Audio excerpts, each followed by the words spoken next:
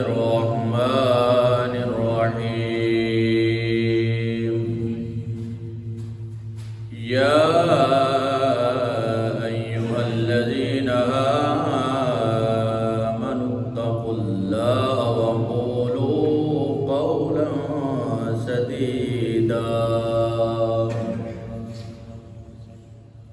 يصلح لكم أعمالكم ويغفر لكم ذنوبكم ومن يطع الله ورسوله فقد فاز فوزا عظيما.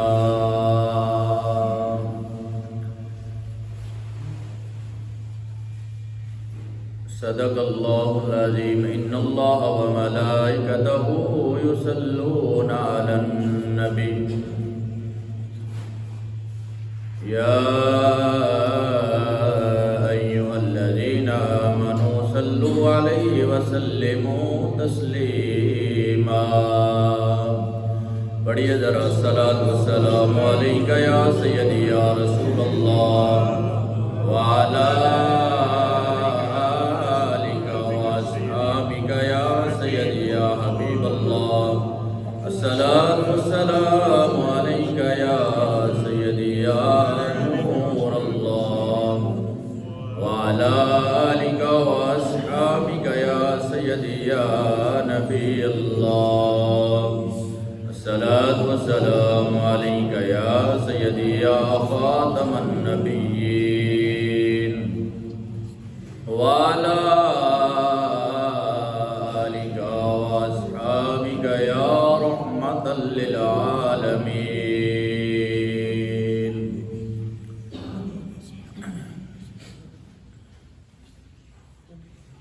جدو دن حشر دے سوال ہون گے،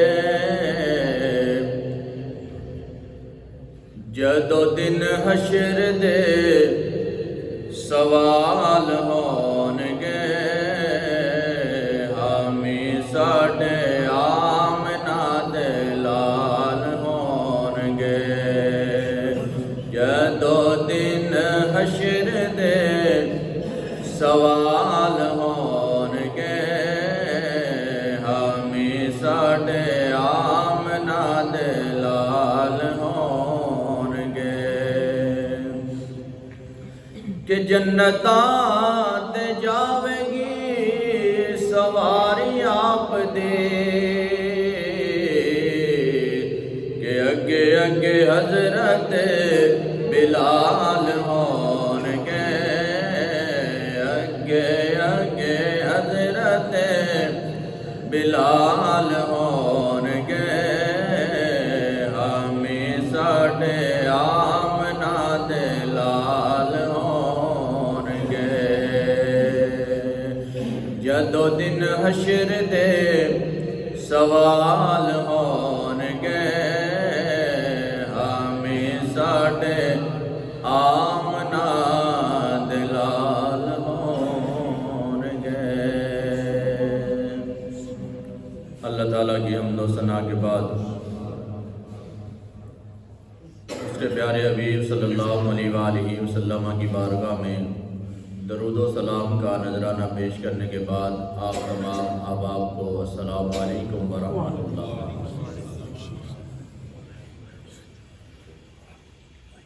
جمعہ کا دن ہے، بہت ہی پیارا دن جو ہوتا ہے وہ آپ کو پتہ ہے جمعہ کے حوالے سے ہوتا ہے. خوشی کا دن بھی ہوتا ہے، عبادت کا دن بھی ہوتا ہے.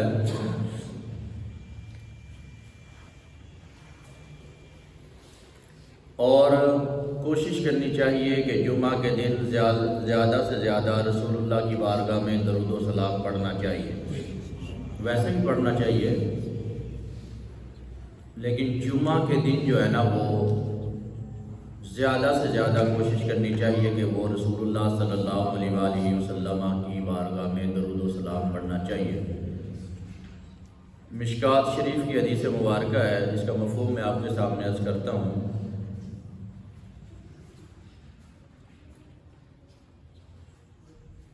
کہ کہ رسول اللہ صلی اللہ علیہ وآلہ وسلم نے ارشاد فرمایا جمعہ کے دن مجھ پر کثرت سے درود پاک پڑھا کرو.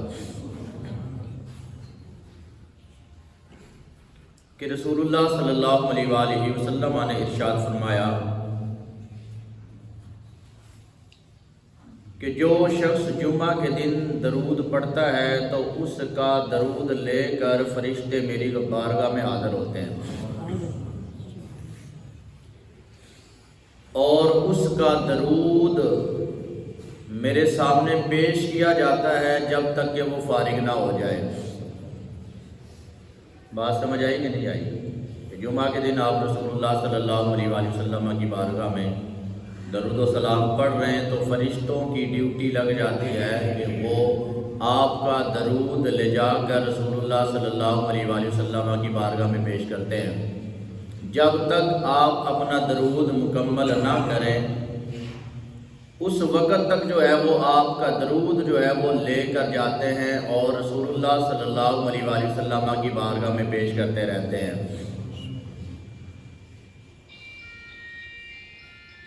اب اس حدیث کو جنہوں نے روایت کیا ہے راوی کہتے ہیں میں نے پوچھا یا رسول اللہ صلی اللہ علیہ وآلہ وسلم اور آپ کی وفات کے بعد پھر کیا ہوگا؟ تو رسول اللہ صلی اللہ علیہ وآلہ وسلم نے ارشاد فرمایا اللہ تعالیٰ نے انبیاء کے جسموں کو زمین کے کھانے پر جو ہے نا وہ حرام قرار دیا ہے. یعنی زمین جو ہے وہ آپ کو پتہ ہے کہ جب دفنایا جاتا ہے انسان تو جسم جو ہے وہ ختم ہو جاتا ہے, ہڈیاں باقی رہ جاتی ہیں, لیکن انبیاء کا جو جسم ہے وہ اس چیز سے پاک ہے اور مٹی پر حرام ہے کہ وہ انبیاء کے جسم کے حوالے سے ایسا کچھ بھی عمل وہ کر سکتی نہیں. اور رسول اللہ صلی اللہ علیہ وآلہ وسلم نے ارشاد فرمایا اللہ کے نبی زندہ بھی ہوتے ہیں اور انہیں رزق بھی دیا جاتا ہے. اور ہمارا ایمان اور ہمارا عقیدہ بھی یہی ہے کہ جو اللہ کا نبی ہے, اللہ کا جو رسول ہے, وہ اپنی قبروں میں زندہ ہوتے ہیں. اگر ہماری طرح ہی سارا کام چلے تو پھر ان میں اور ہم میں کیا فرق ہوا؟ تو یہ اس لیے کوشش کرنی چاہیے کہ رسول اللہ صلی اللہ علیہ وآلہ وسلم کی بارگاہ میں زیادہ سے زیادہ درود پڑھنا چاہیے اور جمعہ کے دن تو اہتمام کے ساتھ درود پڑھنا چاہیے.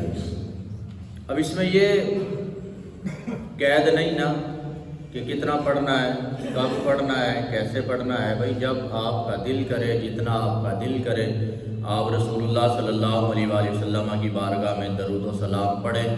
آپ درود پڑھتے جائیں گے اور فرشتے آپ کا درود لے جا کر رسول اللہ کی بارگاہ میں پیش کرتے جائیں گے.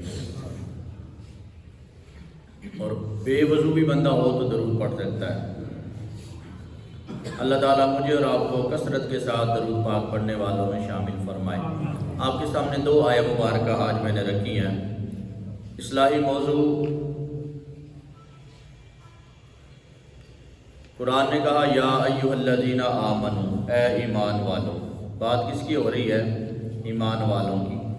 لوگوں نے کہا یا ایھا الناس نہیں کہا یہاں پر, اس لیے کہ یہاں اللہ تعالیٰ انسانوں سے مخاطب نہیں ہے بلکہ مومنوں سے مخاطب ہے, ایمان والوں سے مخاطب ہے. یا ایھا الذین آمنوا, اے ایمان والو, آمنوا اتقوا اللہ, اللہ سے ڈرو.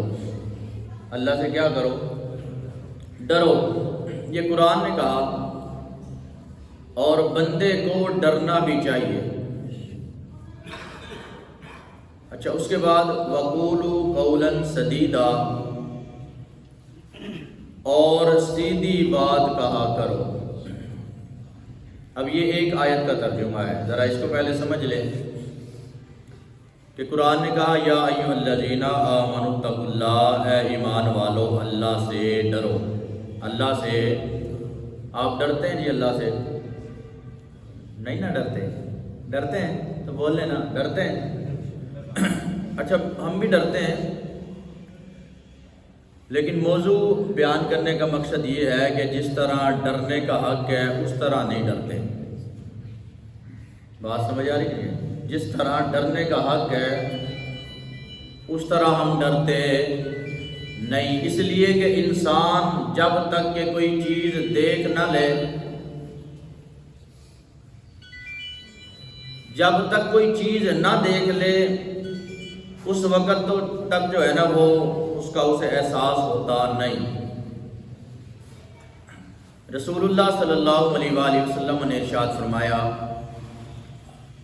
کہ اگر آپ کو پتہ چل جائے کہ قبر کے حالات کیا ہیں، قبر کے حالات کیا ہیں، قبر میں جب انسان جاتا ہے تو ہمیں نہیں نہ پتا اندر کے حالات کیا ہیں، دفنانے کے بعد اندر کے حالات کیا ہوتے ہیں، تو رسول اللہ صلی اللہ علیہ وآلہ وسلم نے ارشاد فرمایا اگر آپ کو اندر کے حالات، قبر کے حالات پتہ چل جائے نا تو ساری عمر آپ کبھی ہنسے نہ، کبھی ہنسے نہ، ساری عمر آپ روئیں گے۔ اتنا خطرناک ہے یہ قبر کا جو ہے نا معاملہ۔ تو یہ جنت جہنم یہ بعد کی بات ہے، یہ کب کی بات ہے؟ ہم سے پہلے کتنے لوگ قبروں میں ہیں، ہم نے بھی قبروں میں چلے جانا ہے، پتہ نہیں کب جو ہے نا وہ حساب و کتاب کا معاملہ ہوگا، کب جو ہے وہ قیامت آئے گی، ٹھیک ہے، کوئی پتہ نہیں نا کسی کو۔ لیکن یہ ہے کہ اس سے پہلے جو سب سے بڑا امتحان ہے وہ قبر کا امتحان ہے۔ آپ صلی اللہ علیہ وآلہ وسلم نے ارشاد فرمایا قبر یا تو جنت کے باغوں میں سے باغ ہے یا دوزخ کے گڑھوں میں سے ایک گڑھا ہے۔ تو یہ انسان کا جو معاملہ ہے وہ قبر سے ہی جو ہے نا وہ اس کا معاملہ جو ہے وہ شروع ہو جاتا ہے۔ قبر یا تو اچھی ہے، کشادہ ہے، اور ہم دعا بھی کرتے ہیں کہ مرنے والے کی باری تعالیٰ ان کی قبر کو تا حد نگاہ کشادہ فرما۔ تو یہ جو بندہ مومن ہوگا نا تو اس کے لیے قبر ایسے ہے جہاں تک اس کی نظر جائے گی وہاں تک جو ہے نا اس کی قبر جو ہے وہ کشادہ ہو جائے گی۔ لیکن گنہگار کے لیے کیا ہے؟ گنہگار کے لیے ہے کہ قبر جو ہے پھر وہ میت کو دباتی ہے، مردے کو دباتی ہے، اچھا اتنا دباتی ہے کہ ادھر والی پسلیاں ادھر چلی جاتی ہیں اور ادھر والی ادھر چلی جاتی ہیں، اس طرح کر کے دباتی ہے۔ اب سوچیں ذرا کہ ہماری انگلی جو ہے وہ کسی چیز کے درمیان آ جائے، چلے میں مثال دیتا ہوں، دروازے کے درمیان آ جائے، ٹھیک ہے، تو ہمیں کتنی تکلیف ہوتی ہے ایک انگلی کی، ٹھیک ہے، ایک انگلی کی تکلیف اتنی ہوتی ہے، تو جب انسان سارا کا سارا دبایا جائے گا تو اس وقت تکلیف کا عالم کیا ہوگا؟ آپ کے بھئی جسم کا کوئی حصہ کسی چیز کے اندر آ جاتا ہے، دب جاتا ہے جو ہے نا وہ، تو یہ اتنی تکلیف ہوتی ہے، تو یہ یاد رکھیں کہ جب جو ہے نا وہ سارا جسم بندے کا دبایا جائے گا تو اس وقت انسان کے حالات کیا ہوں گے؟ یہ تو کبھی ہم نے سوچا نہیں نا۔ تو یہ معاملہ جو ہے وہ قبر سے ہی شروع ہو جائے گا۔ تو یہ اس لیے رب نے کہا یا ایھا الذین آمنوا اتقوا اللہ، اے ایمان والو اللہ سے ڈرو۔ اللہ سے ڈرنا تیرا کام ہے اور تیری قبر کو کشادہ کرنا یہ رب کا کام ہے۔ اللہ سے ڈرنا تیرا کام ہے اور قبر کی منزلیں آسان کرنا یہ اللہ کا کام ہے۔ تو یہ آپ کی قبر جو ہے وہ فیصلہ کرے گی جنت کے باغوں میں سے باغ بنے یا دوزخ کے گڑھوں میں سے ایک گڑھا بنے۔ میں نے جو بات کی کہ وہ جس طرح ڈرنے کا حق ہے اس طرح ہم ڈرتے ہیں۔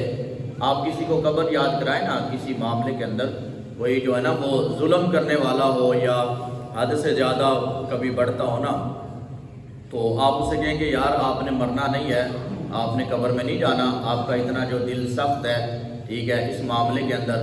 اچھا وہ کیا کہتا ہے؟ وہ کہتا ہے کہ یار جب قبر میں جائیں گے جب دیکھی جائے گی، جب قبر میں جائیں گے جب موت جب آئے گی اس وقت دیکھا جائے گا، اب یہ میں کام کرنے والا نہیں ہوں۔ تو یہ یاد رکھیں، یہ کہنا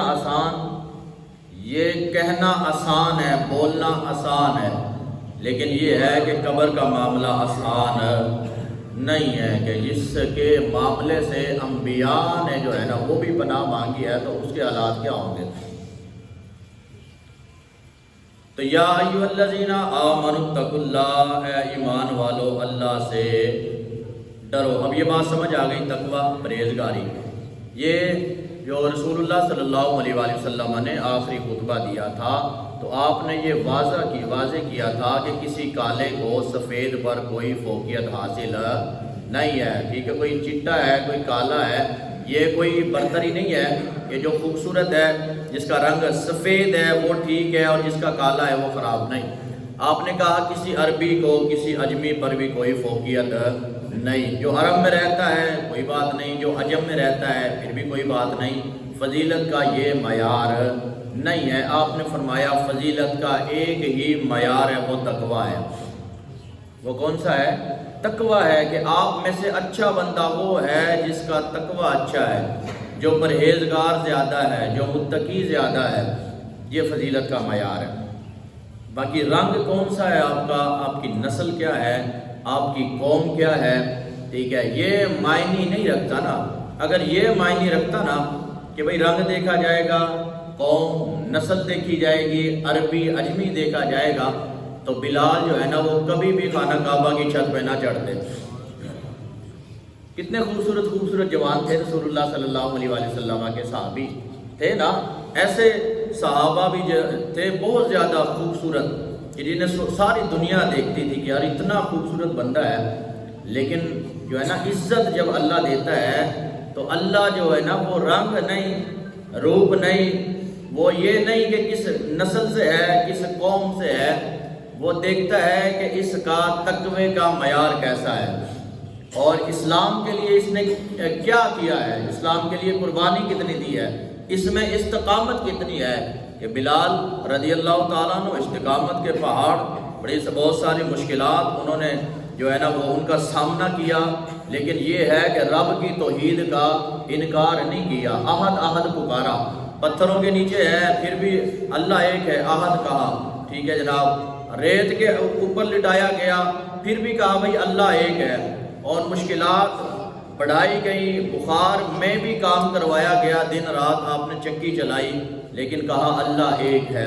اتنی ساری جب مشکلات جو ہے نا وہ ان سے گزرے، صبر کیا، سارے معاملاتوں سے گزرے، تو اب رب نے شان یہ عطا فرمائی کہ بھئی سارے صحابہ نیچے ہیں، ٹھیک ہے، سارے لوگ نیچے ہیں، اتنے سارے صحابہ ہیں، اتنے سارے مسلمان ہیں، آج اذان دینے کی باری آئی تو آج بلال کا نام لیا جائے گا۔ تو بتائیں یار اس وقت جب حضرت بلال رضی اللہ تعالیٰ عنہ نے کعبے کی چھت پر چڑھ کر اذان دی ہوگی، اس وقت ان کی شان کا عالم کیا ہوگا۔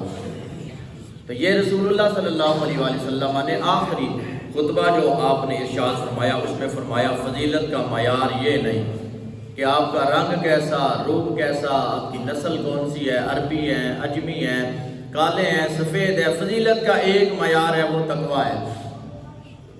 اور تقوی کے بارے میں پوچھا گیا یا رسول اللہ تقویٰ کیا ہے، پرہیزگاری کیا ہے، تو آپ نے مثال سے سمجھایا، کہا آپ جب سفر کرتے ہیں، جھاڑیوں میں جاتے ہیں، جھاڑیوں والا جو میدانی جو ہوتا ہے، جھاڑیاں ہوتی ہیں یا پہاڑ ہوتے ہیں تو ان میں کانٹے وغیرہ ہوتے ہیں، تو آپ کیسے گزریں گے؟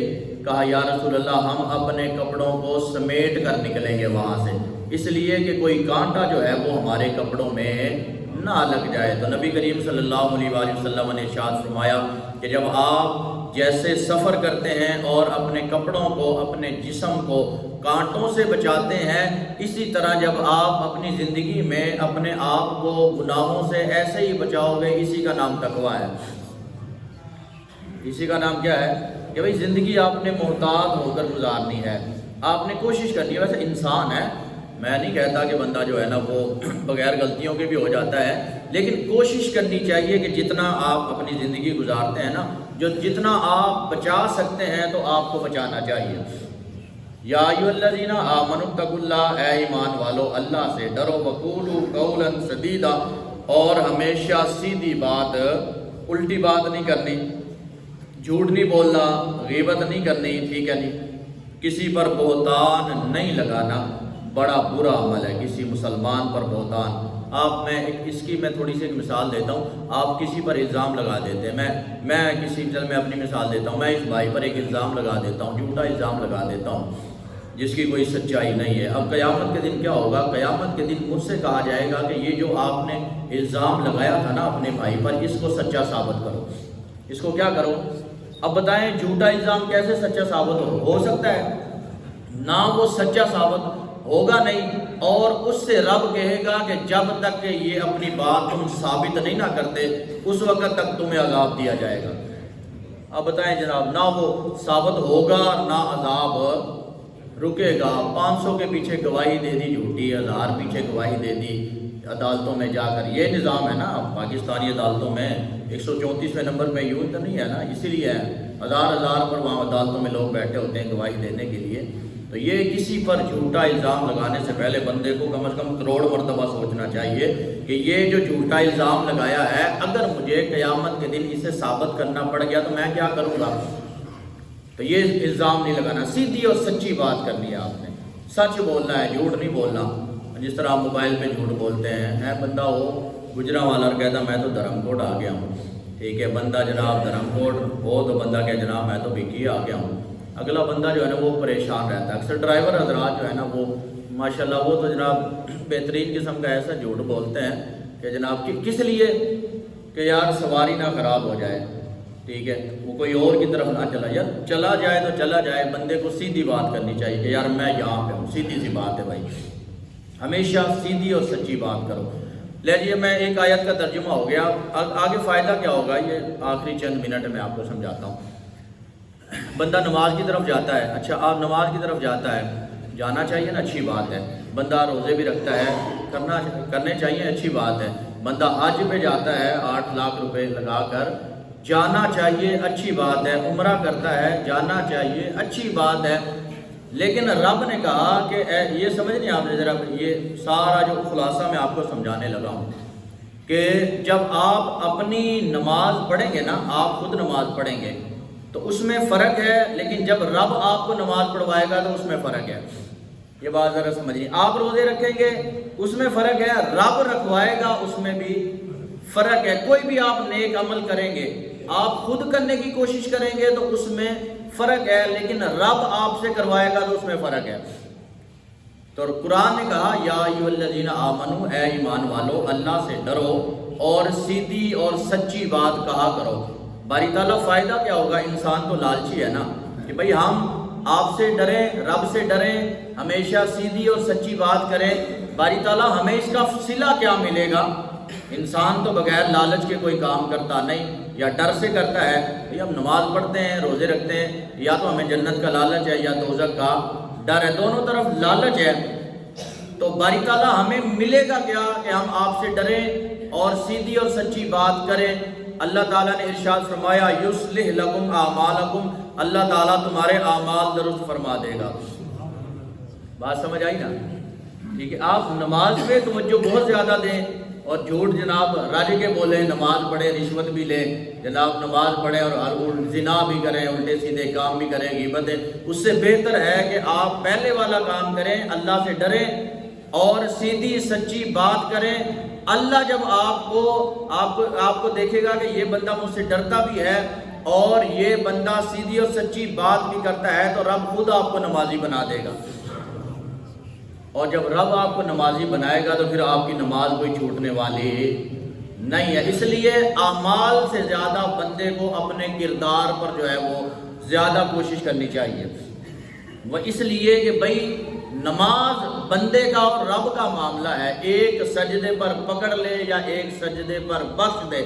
لیکن یہ ہے کہ آپ کسی کے ساتھ جو دھوکہ فراڈ کریں گے تو رب نے وہ نہیں بخشنا، ٹھیک ہے۔ آپ کسی کا 2-4 لاکھ 5-10 لاکھ روپے کسی کے 2-4 مرلے کھا کر رب کی بارگاہ میں آ جائیں، باری تعالیٰ مجھے معاف فرما، مجھے معاف فرما، تو وہ رب نے معاف کرنا نہیں جب تک کہ وہ بندہ جس کا آپ نے مال کھایا ہے آپ اسے مال نہ دیں یا وہ آپ کو معاف نہ کرے تو پھر وہ آپ کو معافی ملنے والی نہیں ہے۔ تو قرآن نے کہا یا ایھا الذین آمنوا اتقوا اللہ، اے ایمان والو اللہ سے ڈرو، وقولوا قولا سدیدا، ہمیشہ سیدھی بات کہا کرو۔